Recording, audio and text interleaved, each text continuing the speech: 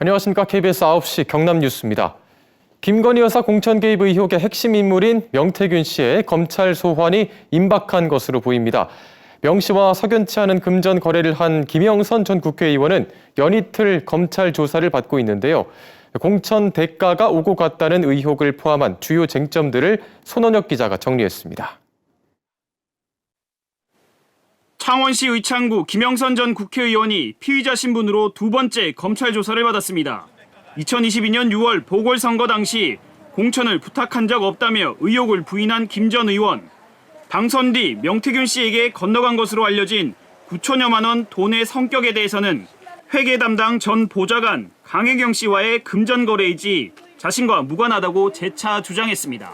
강혜경 씨는 이제 그 돈을 어떤 사람한테 어떻게 빌렸는지 그건 제가 알 바가 아니고, 어쨌든 강혜경 씨가 요구해서 채무 변제 확인서를 받는 대신에 이제 꼬박꼬박 그 통장에 이제 돈을 넣은 거예요. 이에 따라 검찰의 수사 방향은 우선 김영선 전 의원의 월급 등 명 씨에게 건너간 돈이 공천을 도운 대가인지 아닌지 규명하는 것입니다. 내가 딱 약속한 건 딱 2분의 1이야. 그래서 딱 입금 딱 계산해갖고 1원이라 틀리면 나는 끝이라. 지난 1월에는 강혜경 씨를 통해 김 전 의원이 마련한 뭉칫돈 6천만 원이 명 씨에게 건네지기도 했습니다. 명 씨는 이 돈에 대해 2022년 6월 지방선거 당시 미래항공연구소가 수주한 여론조사 진행 선불금 명목으로 미래항공연구소 부소장 강혜경 씨에게 빌려줬던 것이라고 주장했습니다. 1월 16일 날 집 앞에 농협에서 받았어요. 6천을 받았고, 우리는 김영선이한테 준 게 아니라 강혜경이한테 준 거예요. 또 다른 수사의 갈래는 미래항공연구소가 수행한 80여 차례 대선 여론조사에 대한 기부행위 적용 등 위법 여부입니다. 여론조사 비용 일부가 영남권에서 지방선거 출마를 희망하는 인사들에게서 조달됐는데 검찰은 지난달 당사자들을 불러 조사했습니다. 명태균 씨가 여론조사를 통해 당시 윤석열 대선 후보를 돕고 비용 대신 김영선 전 의원의 공천으로 가름했다는 의혹이 제기됩니다. 김건희 여사가 돈을 챙겨줄라 한 데서 돈을 받아오겠다 하고 가셨는데 돈을 안 받아왔고, 그 결과 일단 김영선 의원의 공천을 받아오셨습니다.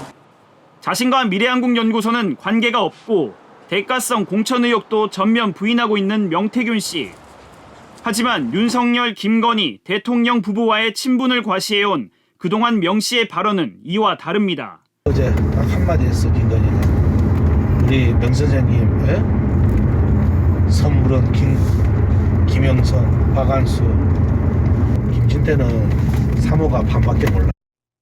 검찰은 참고인 조사를 보강한 뒤 명태균 씨를 조만간 소환해 핵심 의혹들에 대해 조사를 이어갈 방침입니다. KBS 뉴스 손원혁입니다. 김건희 여사의 공천 개입 의혹 사건의 또 다른 핵심 인물인 김영선 전 국민의힘 국회의원이 이틀째 검찰에 출석해 조사를 받고 있다는 소식 앞서 전해드렸는데요. 어제 12시간 조사에 이어서 오늘은 오전 10시에 창원지검에 나온 김 전 의원이 11시간째 조사를 받고 있습니다. 김 전 의원은 조사에 앞서 취재진에게 강혜경 씨를 통해 명 씨에게 건네진 9천만 원은 강 씨에게 빌린 돈을 갚은 것이라며 대가성 공천 의혹을 거듭 부인했습니다. 한편 2년 전 옛 대우조선에서는 하청 노조의 파업이 있었는데요. 이후 거액의 손해배상 소송으로 이어졌습니다.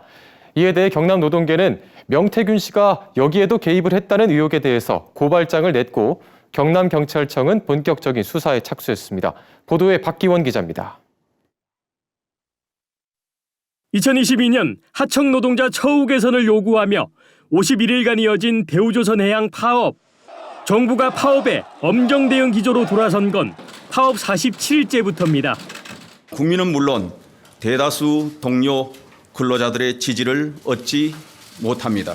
불법 행위에 대해서는 법과 원칙에 따라 엄정하게. 이튿날 윤석열 대통령은 공권력 투입을 시사했습니다.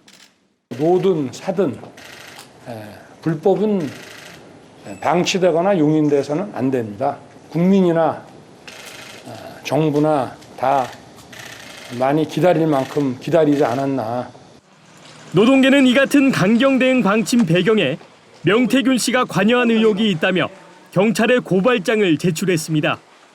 명 씨가 임직원들과 파업 현장을 둘러봤고 이를 윤석열 대통령에게 직접 보고했다는 언론 보도를 근거로 제시했습니다. 고용노동부 정책국장은 민간인에게 패싱 당했다. 그 후 들려온 것은 윤석열 정권 불법 파업 낙인과 강제 진압 협박이었다.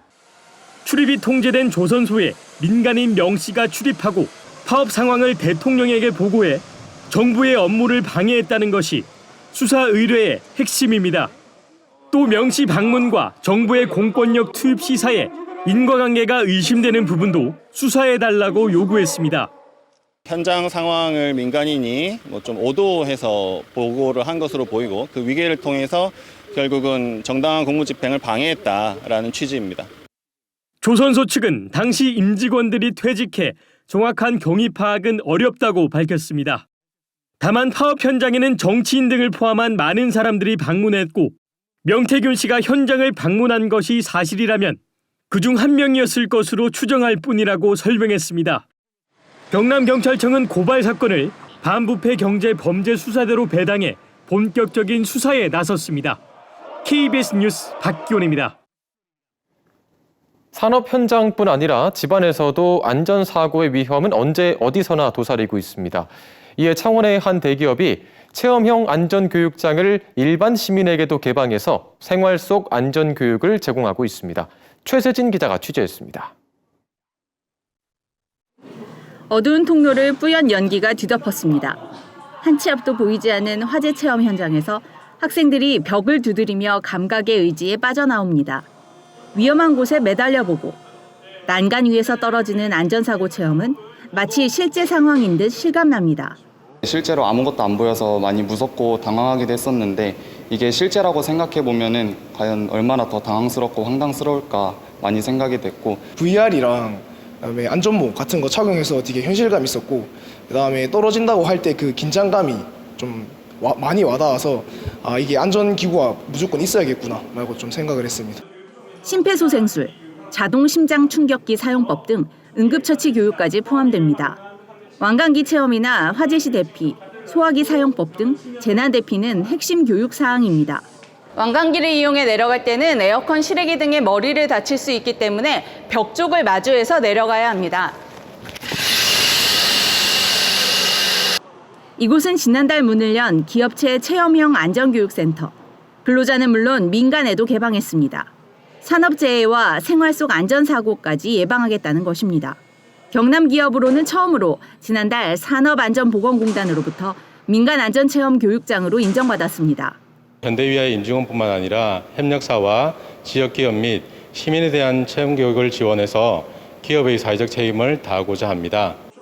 체험형 안전교육센터에서 교육을 원하는 시민들은 웹사이트를 통해 교육 신청을 할 수 있습니다. KBS 뉴스 최세진입니다.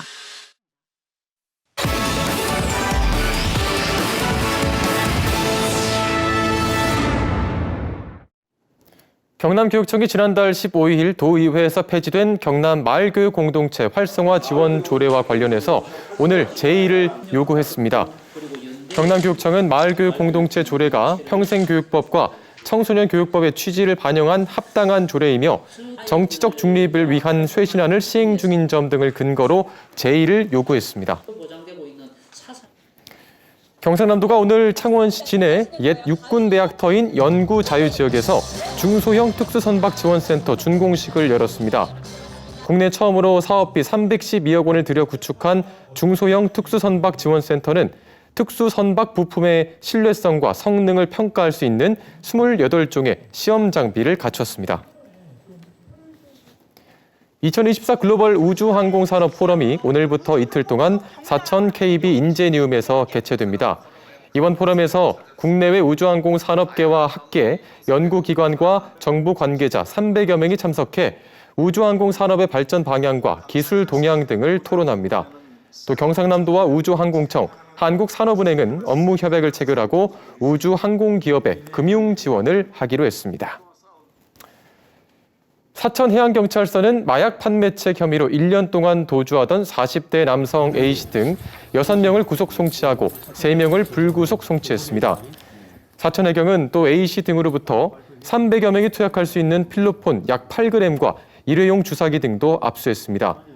해경은 이들이 교도소 수감 중에 만나 출소 이후 정보를 교환하거나 마약을 거래한 것으로 확인했습니다.